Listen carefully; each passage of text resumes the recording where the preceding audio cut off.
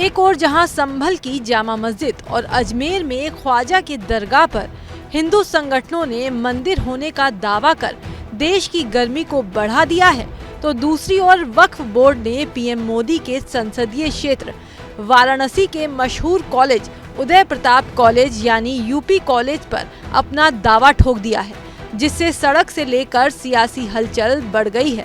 ऐसे में UP college पर वक्फ बोर्ड के दावे के बाद आज शुक्रवार को पहली जुमे की नमाज थी।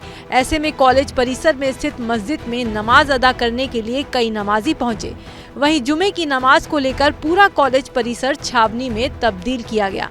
कॉलेज परिसर को वक्फ संपत्ति होने के दावे से यहाँ के छात्र भड़क गए हैं और कह रहे हैं कि वो कॉलेज परिसर में नमाज नहीं होने देंगे। छात्रों ने विरोध जताया है जब से ये मामला उठा है, जब से ये बात उठी है कि इस कॉलेज परिसर को वक्फ संपत्ति होने का दावा किया गया है, तो कॉलेज के छात्रों ने नाराजगी जताते हुए कहा है कि हम जो लोग आ रहे हैं नमाज अदा करने के लिए उन्हें आने नहीं देंगे। ऐसे में उन्होंने विरोध जताया था और इसके बाद प्रशासन द्वारा सुरक्षा दृष्टिकोण से शांति व्यवस्था बनाए रखने के लिए यहाँ पर अतिरिक्त पुलिस बल की जो तैनाती है वो कर दी है। ऐसे में शांति व्यवस्था कायम रखने के लिए कि किसी प्रकार की कोई अनहोनी ना हो और यहाँ पे जो शांति व्यवस्था के साथ जो नमाज अदा है वो भी की जा सके और जो शिक्षा का पठन पाठन का कार्य है वो भी किया जा सके। आप देखिए कि जो लोग हैं वो नमाज अदा करने के लिए जा रहे हैं, सीधा कॉलेज कैंपस में ही सीधा ये मार्ग जो है मस्जिद की तरफ जाता है। इसके अलावा जो दूसरी साइड है दाहिनी तरफ है वो कॉलेज कैंपस के गेट की तरफ मार्ग है, ये सीधा उदय प्रताप स्वायत्तशासी कॉलेज की तरफ मार्ग जाएगा। और हम एक और तस्वीर आपको दिखाएंगे कि यहाँ पर पीएससी बल की तैनाती, इसके अलावा निकटतम थाने की जो फोर्स है वो आ पहुंची आज सुबह से ही। आज जुमे की नमाज का दिन है। ऐसे में जो हलचल था कॉलेज परिसर में वक्फ संपत्ति होने का दावा जो किया जा रहा था, उस बात का ध्यान रखते हुए प्रशासन ने जो अतिरिक्त सुरक्षा बल है उसकी तैनाती की है।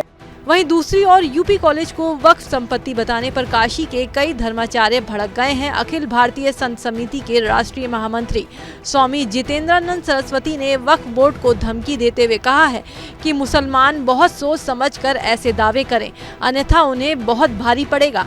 इन्हें भगवान रामलला पैदा हुए थे इसका तो सबूत चाहिए, परंतु ये संपत्ति वक्फ को किसने वक्फ की है, किसने दिया, इसका ये सबूत देने को तैयार नहीं है। हमसे तो कागज चाहिए परंतु ये कागज दिखाने को तैयार नहीं है।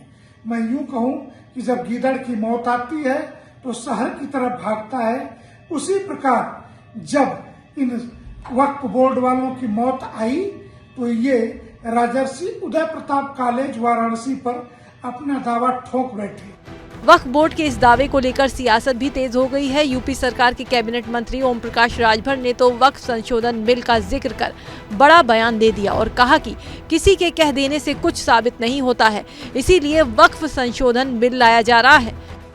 वक्फ बोर्ड की नियमावली में संशोधन की बात हो रही है, वो यही बात है कि ये वक्फ बोर्ड के लोग किसी संपत्ति को कह देते हैं कि हमारी संपत्ति है, उसको एक नोटिस भिजवा देते हैं, फिर उसके बाद रेवेन्यू से कहते हैं इसको खाली कराइए, हमको दिलवा दीजिए। तो सरकार का मानना है कि 1359 फसली में वक्फ बोर्ड के नाम से ज़मीनें जो हैं वो उनको मिलेंगी और किसी के कह देने से कि ये हमारी ज़मीन है खाली करा दो तो उसकी जांच होगी। 1359 फसली में अगर आपका नाम है तो आपको मिलेगा, नहीं है तो नहीं मिलेगा। गौरतलब है कि यूपी सुन्नी सेंट्रल वक्फ बोर्ड ने वक्फ एक्ट 1995 के तहत 2018 में कॉलेज प्रबंधक को नोटिस भेजा था। इसमें कहा गया है कि वसीम अहमद निवासी भोजू बीर तहसील सदर वाराणसी ने कहा है कि ग्राम छोटी मस्जिद नवाब टोक मजारात हुजरा उदय प्रताप कॉलेज भोजू बीर की संपत्ति कॉलेज के नियंत्रण में है, इसे सुन्नी बोर्ड कार्यालय में रजिस्टर कराया जाए। जिसके जवाब में कॉलेज मैनेजमेंट ने कहा है कि उदय प्रताप कॉलेज की स्थापना 1909 में हुई है। कॉलेज की जमीन एंडाउमेंट ट्रस्ट की है और चैरिटेबल एंडाउमेंट एक्ट के अंतर्गत आधार वर्ष के उपरांत ट्रस्ट की जमीन पर अन्य किसी का मालिकाना हक स्वयं समाप्त हो जाता है। बहरहाल यूपी कॉलेज पर वक्फ बोर्ड के दावे से वाराणसी प्रशासन एक्शन में है और कॉलेज को पुलिस छावनी बना दी गई है। इस खबर को लेकर आपकी क्या प्रतिक्रिया है, हमें कमेंट करके बताएं और देश दुनिया की तमाम खबरों के लिए देखते रहिए एबीपी लाइव।